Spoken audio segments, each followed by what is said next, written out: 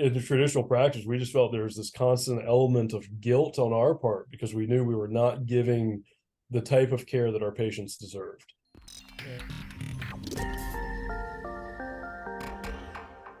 Well, hey, Davis, welcome to the show. How are you? I'm doing good, Rafi. How are you doing today? Doing all right. Can't complain. I'm excited about talking about direct primary care, the business applications, the personal applications. But before we do that, just give us a little breakdown of who you are, what you do, and what kind of brought you to direct primary care. Yeah, I'm Davis Mellick. I'm a PA with an initial background in emergency medicine. That really didn't speak to a good quality of life for me. And so after experiencing burnout and wanting to be able to spend more time with family, I transitioned to urgent care, primary care. And that did not give me the satisfaction that I was hoping for. And so me and Ed Boland were actually working together. And we were both lamenting about the uh, our negative job satisfaction, as it were, um, where medicine has really kind of become this moving meat type of thing, uh, and was hyper focused on efficiency and seeing more numbers of patients because that drives up revenue for the business. Uh, I'd come across a New York Times article about direct primary care, and we started talking about it, and it kind of spitballed from there. And we ended up meeting up with Rob Lamberts, who locally was the original DPC here in Augusta. um, and he had made the transition for a lot of the same reasons that we were looking at something different. We have a love for medicine, a love for taking care of patients, but the burnout is not from patient care, it's from the system. Yeah. Um, and so there's this in the traditional practice, we just felt there was this constant element of guilt on our part because we knew we were not giving the type of care that our patients deserved. And so we decided back in early 2018 that this was something we were going to pursue. And so started kind of doing the elements of it. And then we opened up separate practices. Originally, my practice was Evans Direct Primary Care. Um, and we both opened in January 2019. And after 3 years, we have, three successful direct primary care practices. And we really kind of recognized we had this passion for DPC that had grown. And the three of us, me, Rob Lambert, Ed Boland, decided to tie the knot per se. And so we merged and became Welcome Health with the idea of we always want our patients to feel welcome, that they're not an annoyance or a hindrance, and to kind of welcome them into a better healthcare home where there's an actual relationship. Uh, and that also gave us the ability to kind of add on providers and start looking at expansion and pursue more business applications as well, which can be a great way to for businesses not only provide an added benefit that employees greatly appreciate, but can also lower their overall healthcare cost as well and save a business money. Yeah. All right. Covered a lot there. We'll talk specifically like what is direct primary care, how does it work, and then we'll kind of bridge into the business application. So for somebody who might not know, maybe they've heard of like concierge medicine or, out of network stuff, what is direct primary care? So, quick differentiation between direct primary care and concierge.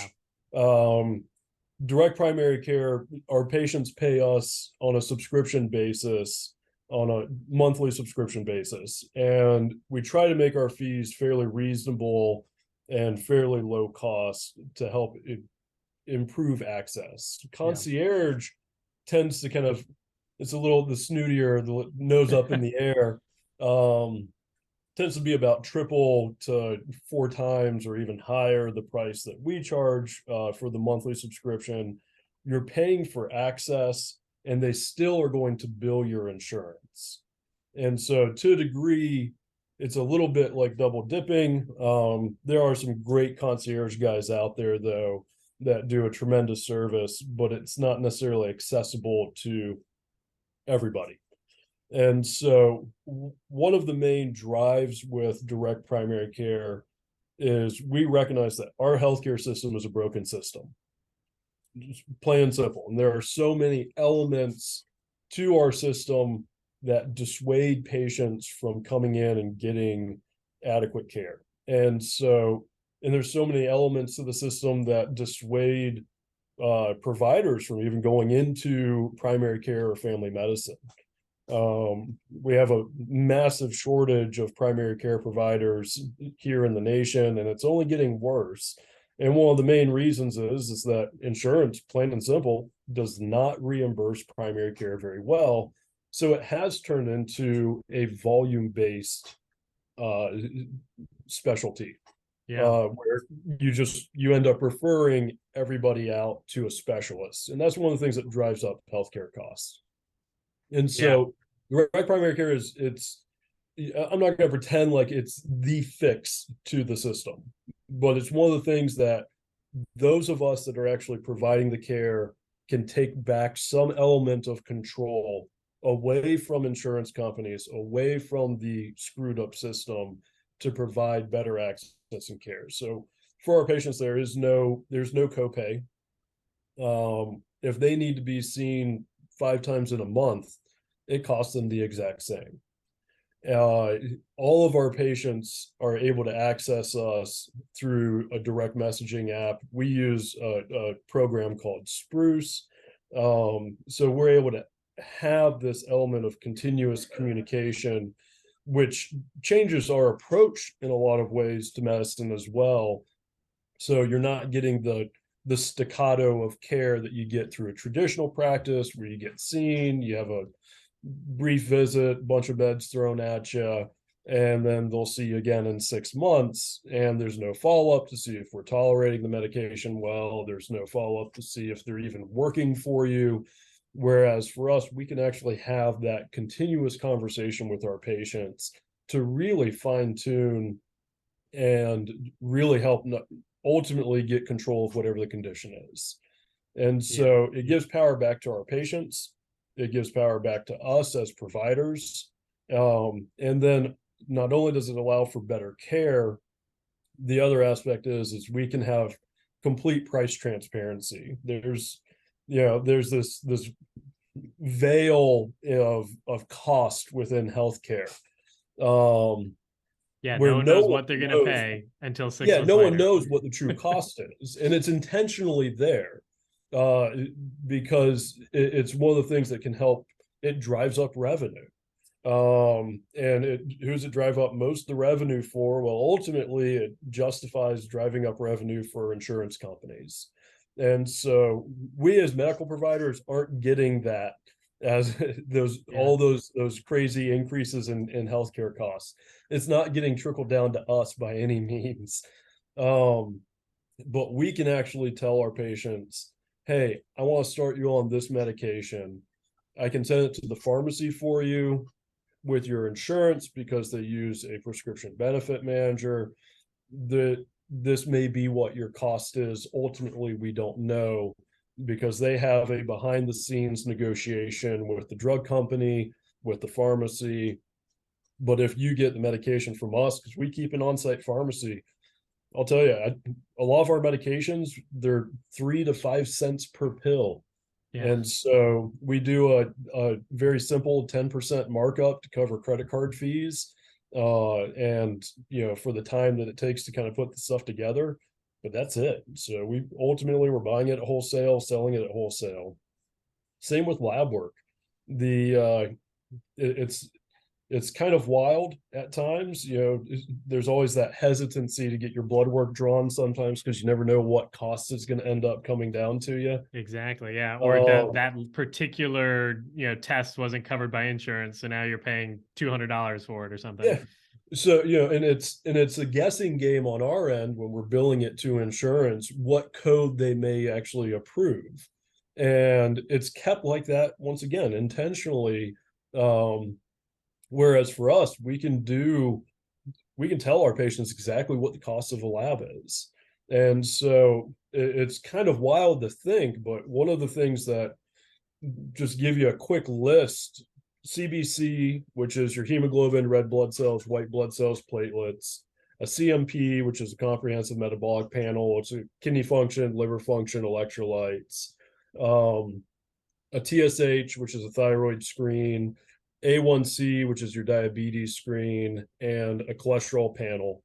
When that gets billed out to insurance, typically the charge that comes down is around $400 total for those 5 tests. Insurance may cover it. They may say, oh, we're going to be generous, we'll cover half. But if we do it through our program, it costs $23.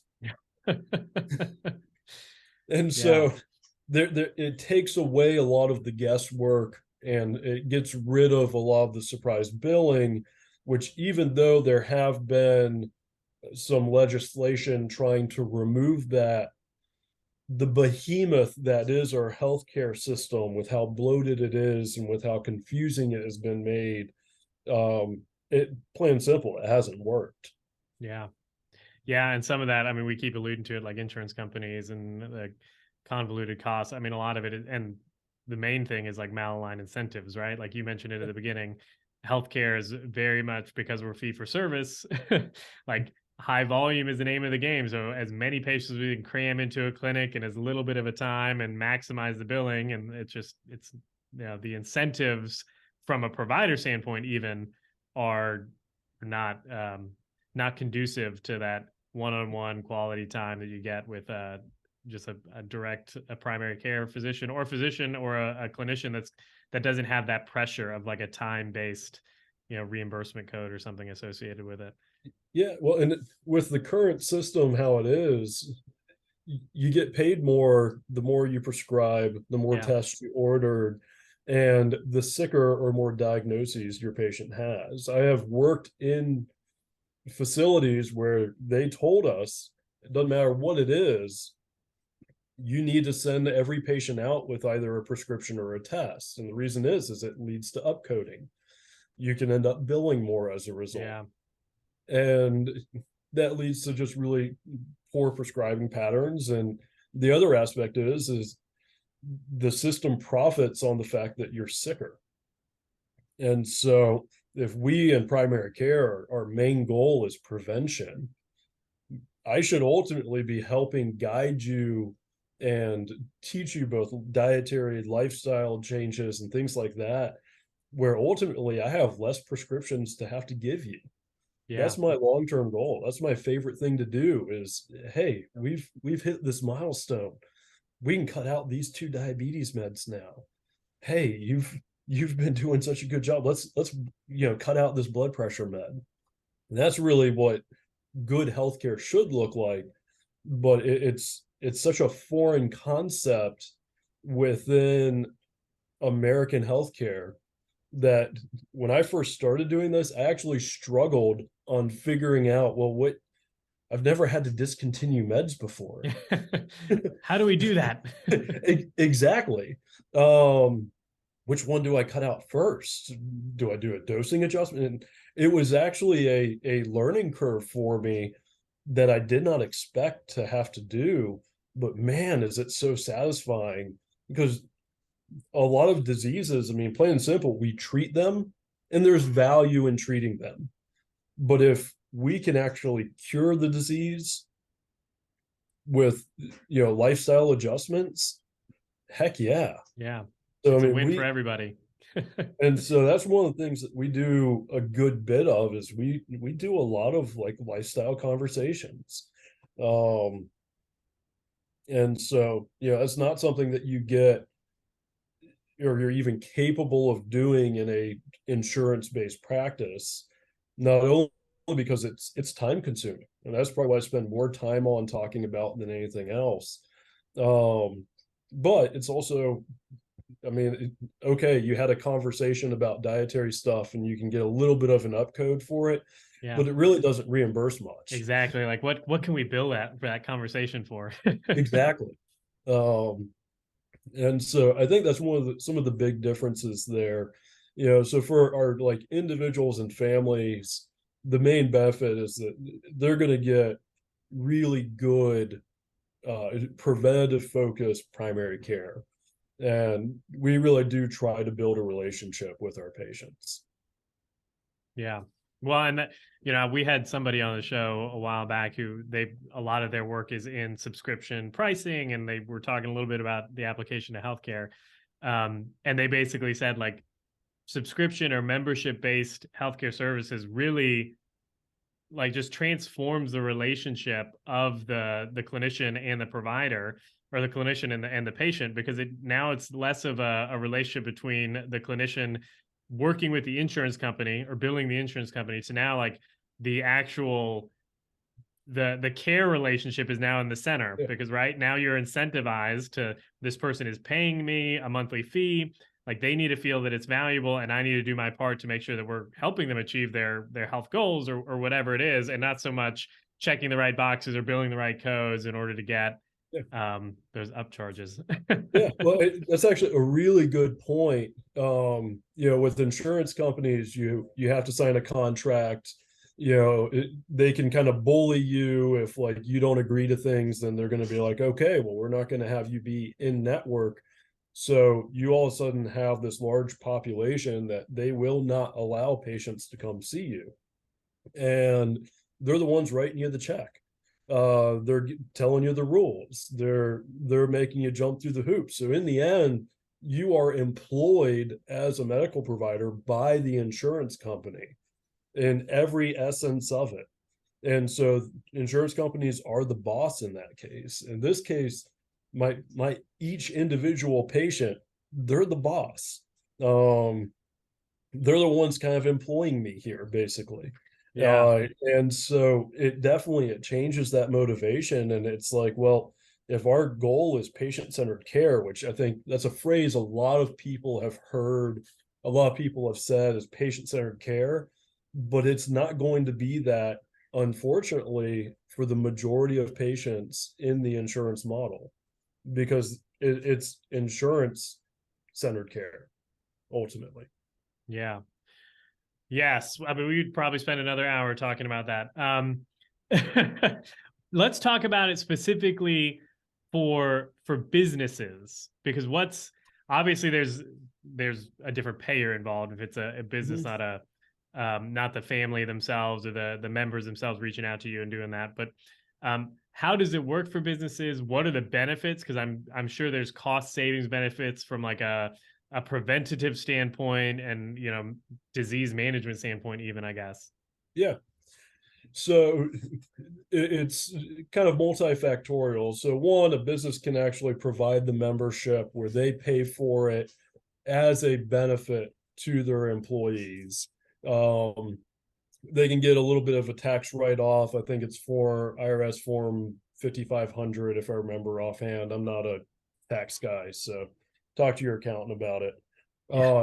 It is something though that the employees in general feel is a very good benefit. They actually, in polls that they've looked at different benefit options, whether it be insurance, 401k, disability insurance, access to direct primary care is routinely been rated as one of the higher satisfaction benefits that's given. Because what you're giving your employees is you're giving them accessibility. And so the employee doesn't have to pay that monthly subscription. The business is paying it. And so you're saying like, hey, here is on a silver platter, here is access that's free for you. They're not telling you have to go and change who your primary care is. But if you're kind of given the option of, well, I can go here and I have to pay this copay, or I have to pay X amount out of pocket, or I can come here and it's free. Yeah. Free for the employee. That's one of the things that you'll end up seeing really good satisfaction from a benefit standpoint. we have a large number of small businesses. And so for a lot of small businesses, being able to offer things like health insurance is not really an option for them because of the cost. And that can, in today's job market, that can make retention of employees sometimes a little more of a challenge. I've had these conversations with business owners. They say patients will, or employees will leave for a job that offers health insurance and take a pay cut and cut their pay in half just because we have so much emphasis and value as a society put on health insurance. Yeah, And so it's crazy. sure, I mean, it's one of the number one causes, healthcare debt is one of the number one causes of bankruptcy filing. It's, once again, it's part of a broken system here. Now, and for larger businesses that are offering health insurance to their employees, not only are you getting your employees access, and access means potentially less sick days, less injuries. It means there's no delay in treatment. It means getting them back to work quicker. But the other aspect is if they modify the type of health insurance that they have. And so there's a great health insurance guy, Tom Massney, here locally, who's really kind of using this model a whole lot more. It's been used out west for a while. It's been used up north for a while, but the South, we're always a little slower to adopt some of these Slow to things. adopt, yeah. And so for these larger businesses, really trying to kind of get control back into the hands of the business on what their healthcare expenditures look like, and switching to what they call either self-funded plans or level-funded plans, where the business has kind of complete control over what sort of things are covered, what the cost is going to be to the employee, and then pairing it with direct primary care. And so there is sometimes a little upfront cost, a little upfront risk on the business, but it gets pretty well mitigated with how these things are written. And so there's a reason these have been used across the nation already for quite some time. Once again, we're just sometimes slower to adopt things in the South. Don't know why, culturally why that is, but that does seem to kind of be the trend.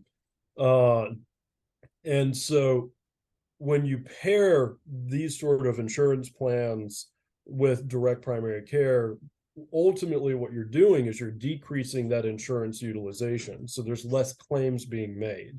So we already know with direct primary care, there's about 60% less referrals because we have the time to actually manage these things. And so that drops your claim rate down.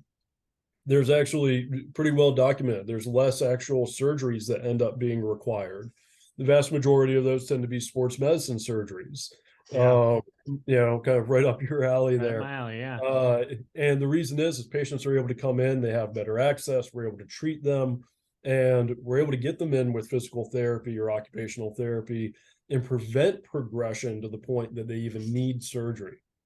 So that major decrease in costs there as well. There's less urgent care visits. There's less ER visits because you're giving patients this accessibility. And I was going to say, if they knew that they can't get in with you for a week or so, then they're like, okay, I'm just going to go down to my urgent care and get this taken care of. Exactly. Or, hey, it's midnight and I know I'm not going to be able to get anything else taken care of. I'm going to just go to the ER or whatever. And some of it is just, we as healthcare providers are so sometimes entrenched in medicine that we don't recognize the fact that, when someone gets a little cut, they may not know where they can go or what is appropriate. Yeah. I mean, the cost of an ER visit is, 10 times, if not higher than that, probably 20 times higher than that, just walking through the door of an ER than going to an urgent care. And if we can help mitigate some of that by, hey, that doesn't need XYZ, this is the best place to go. You can even just still direct care. So maybe a patient does need to go to an urgent care. Maybe it's something I can't handle, on a weekend or something like that, we can actually direct them towards the better cost savings approach as well. And that can ultimately help lower your claims. The Yeah. beauty of your level funded and self funded plans is that at the end of the year, whatever you haven't utilized or whatever money that's been kind of put into it, you actually get back as a business owner as a rebate. And so you can then put that money back, reinvest it back into the business. And so, Awesome. Yeah. if you're just doing you know, if you're going through and you're just kind of getting a blanket, Cigna plan, which isn't great around here locally, or United Healthcare, Blue Cross Blue Shield, Anthem, whatever, you're paying these premiums, you're paying a portion of it for your employees. They're paying a large portion of it as well. But that money just goes into the ether. You never see it Correct. again. Yeah, they're just seeing it as part of their multi-billion dollar profits as a result. And so with this, it actually allows for the employer to really take back a lot of control in that expenditure, but then they're also still really doing a great job of providing coverage for their employees. And so with those type of plans, I mean, they can still see specialists. A lot of times copays aren't adjusted. So it's still, kind of their standard copays. Um, medications are still going to be covered, but it's recognizing the need and the value of having a primary care acting as quarterback. And so we're not operating with the understanding of, oh, we're trying to save the business money. I mean, that's not how we practice. Our goal is still very much patient-centered care, but because of that access, they're going to have significantly less claims and they're going to start seeing cost savings. Now, the cost saving may not always be immediate. It may take 1 to 2 years of kind of being involved in it, and then they will start seeing those cost savings come through. Yeah. Yeah. No, I did not get the whole piece about the self-funded and the money coming back. That's a good bonus right there. Yeah. Yeah. And so, yeah, and there are some businesses are already doing some like partially what they call partially self-funded or partially level funded. And so whatever cost savings they end up having, they will get a rebate, but the insurance company is keeping half of it, if not more. More, yeah. And so in this case, what you're saying is no, like, why have them do that? You can do this and set it up yourself and increase the amount of cost savings for your business. And so that you're getting all of that rebate back as a result.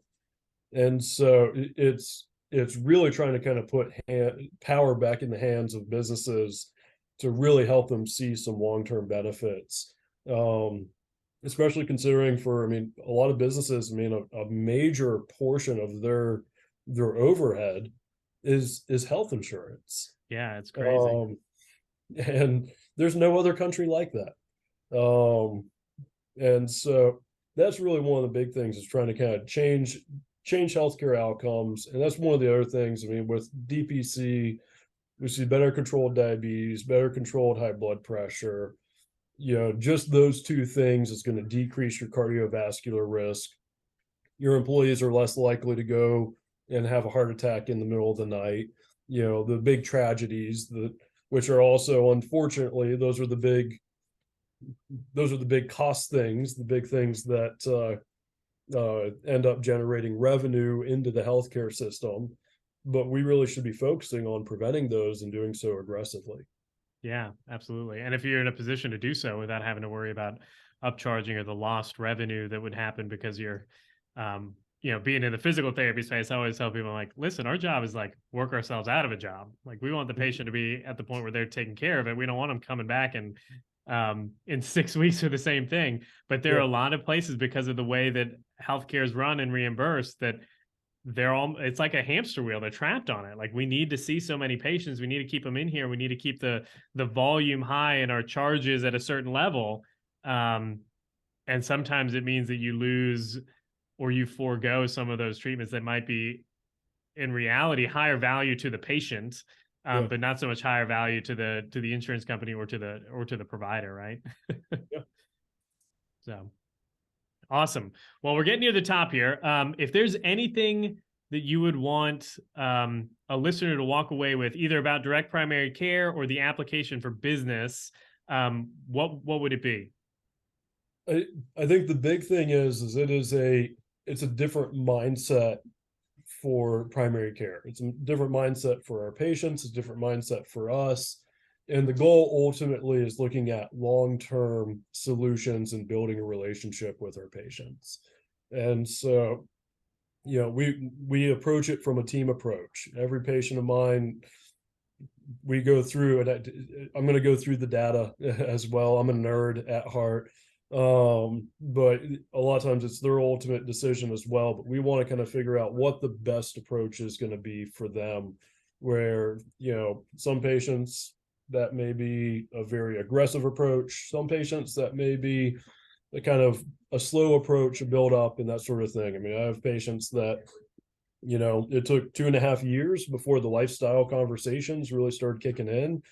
I've had patients where day one it starts kicking in, but being able to have that time, and I think that's the biggest difference, is we have that time. We've got the luxury of time with our patients. We've got the luxury of being able to have that continuous conversation with them through our messaging app, and really kind of getting to know them and dive into their healthcare issues at their visits because we have time.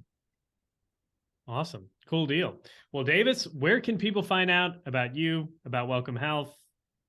All the places, I guess. Yeah. So you can find us on Facebook. You can find us on our website. Our website is welcomehealth.net.